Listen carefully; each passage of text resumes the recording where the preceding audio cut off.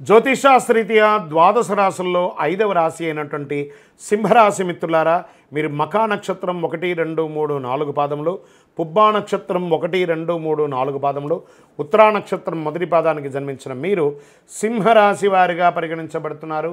ఈ మార్చి నెల మీకు శుభాశుభ ఫలితాలు ఎలా ఉన్నాయంటే, సూర్యుడు మీకు ఈ నెల అనుకూలంగా లేకుండా 7వ ఇంట్లో ఉన్నాడు. కుజుడి గ్రహం అనుకూలమైనటువంటి ఫలితాలు ఇస్తున్నారు. బుధుడు ఈ నెల మీకు బాగలేడు. బృహస్పతి కూడా అనుకూలమైన స్థితిలో ఉన్నాడు. లగ్నం పైన శని ఉన్నాడు.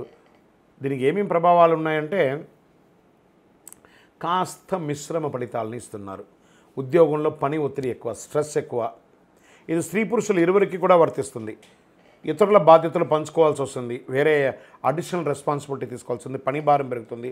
ఉన్నతాధికారులతో మాట్లాడేటప్పుడు చాలా జాగ్రత్త, సహనంతో మాట్లాడండి. ఒక్కొక్కసారి కోపం వచ్చేస్తుంది. ఆ కోపం వల్ల మీరు ఉద్యోగుల దగ్గర ఇబ్బందులు పడే అవకాశాలు ఉన్నాయి. వృత్తి జీవితంలో బిజీ అయిపోతారు. ఈ నెల కొంచెం కూడా రెస్ట్లెస్గా ఫీల్ అవుతారు మీరు. వ్యాపారాలు కాస్త నిలకడగా తాగుతాయి. కొత్త ప్రయత్నాలు ఏది చెయ్యకండి.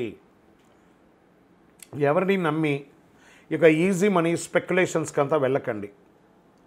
మీకు అందులో పెట్టుబడి పెట్టండి, ఇంత వచ్చేస్తుంది, ఈ మాయమాటలు నమ్మి డబ్బులు పెట్టకండి, మోసపోకండి.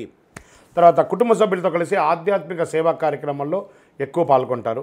గ్రహాలు అనుకూలంగా కాస్త లేనందున కుటుంబంలో తరచు గొడవలు, అన్నదమ్ములకి, అక్క చెల్లెలకి, భార్యాభర్తల మధ్య, అమ్మ నాన్న, ఇల్లాస్, ప్రతి ఒక్కరితో ఏదో ఒక మిత్రుల దగ్గర కూడా కొంచెం చిన్న గొడవలు వస్తున్నాయి. జాగ్రత్త. మనం నోరు అదుపులో ఉంటే సరిపోతుంది కదా, కోపం అదుపులో ఉంటే సరిపోతుంది కదా.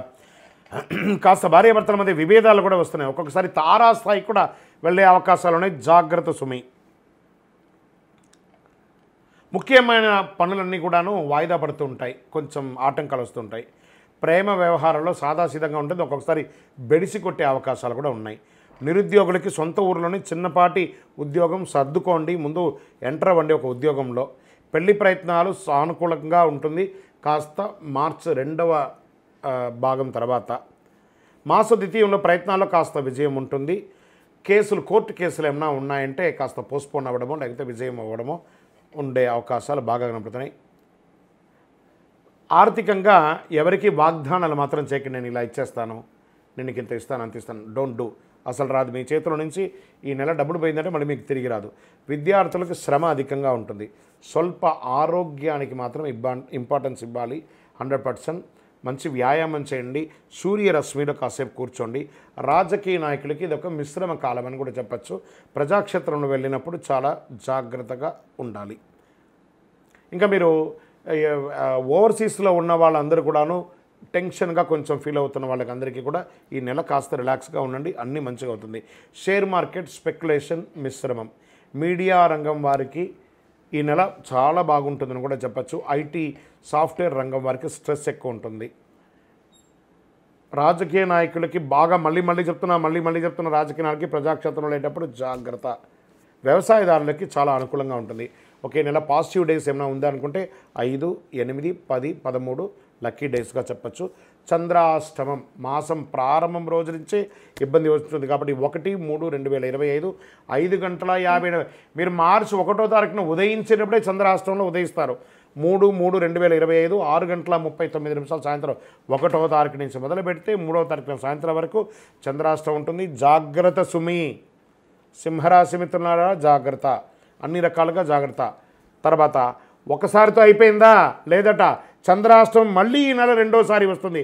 28/3/2025 4:47 సాయంత్రం నుండి 30/3/2025 4:35 సాయంత్రం వరకు. అంటే మాసం లాస్ట్లో కూడా 2 సారి, అంటే సుమారుగా 6.5 రోజులు చంద్రాష్టమం మీకు. జాగ్రత్త. మళ్ళీ చెప్తున్నాను, వాహనం నడిపేటప్పుడు జాగ్రత్త. యాక్సిడెంట్స్ అయ్యే అవకాశాలు కూడా జాగ్రత్తగా ఉన్నాయి. నేను ముందే మీకు చెప్తున్నాను, మీరు జాగ్రత్త పడండి. భార్యాభర్తలు సఖ్యతగా ఉండడానికి ప్రయత్నం చేయండి. అన్నిటికీ ఒకటే ఔషధం ఏంటంటే గం గణపతే నమః. సైలెంట్గా ఉండడం. మీకు మాత్రమే తెలుసని ఊహించుకోకండి. మీకు కూడా తెలుసు అనుకోండి. మీకు మాత్రమే తెలుస్తుంది అనుకుంటే అహంకారం, మీకు కూడా తెలుస్తుంది అనుకుంటే విషయ జ్ఞానం. అది ఎలా మీరు ముందుకు తీసుకెళ్తారో తీసుకెళ్ళండి. మరి దీనికి అంతా మనం ఏం చేయాలంటే పరిహారం చేసుకుంటాం. సంకష్టహర చతుర్థి రోజు గణపతి దేవాలయంలో పోయి చక్కగా పూజలు చేసుకోండి, గరికతో మాల వేయండి, జిల్లేడు మాల వేయండి అని చెప్తున్న. శ్వేతార్క మూల నివాసాయ వాసుదేవ ప్రియాయ దక్ష ప్రజాపతి రక్షకాయ మహాగణపతే అని ఆయన్ని ప్రార్థన చెయ్యండి.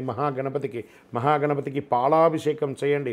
గణపతి అథర్వ శీర్షం అనే ఒక మంత్రం ఉంటుంది, యూట్యూబ్ ద్వారా డౌన్లోడ్ చేసుకోండి, వింటూ ఉండండి ఆ మంత్రాన్ని ఎప్పటికీ. చాలా బాగుంటుంది. మీ ఇంటి ఇలవేల్పుకి ప్రార్థన చేయండి. భగవంతుడా, ఈ నెల నేను అన్ని రకాలుగా బాగుండాలి అని చెప్పి ప్రార్థన చేయండి. విద్యార్థులకు కూడా కాస్త మిశ్రమ ఫలితం అని కూడా చెప్పచ్చు. అన్ని రకాలుగా మీకు అనుకూలం కలగడానికి ఒక ఉపశమనం అంటే అతి శక్తివంతమైనటువంటి కరుంగాళిమాలను ధరించండి. ఆరోగ్యంగా, ఐశ్వర్యంగా, ఆనందంగా, సంతోషంగా ఉంటారు. ఇంకను సకల దోషాలు తొలగడానికి మీ వయస్సు ఎంత ఉందో, సపోజ్ మీరు ఒక 50 ఏళ్ళు ఉన్నారు, 50 దీపాలు, 20 ఉన్నారు, 20 దీపాలు, 30 ఉన్నారు, 30 దీపాలు, నెలకు ఒక్కసారైనా మీ ఇంటి ఇలవేలుపు ఇష్టదైవం దగ్గర దీపం వెలిగించండి. అన్ని రకాలుగా అనుకూలం పొందుతారు. విజయోస్తు.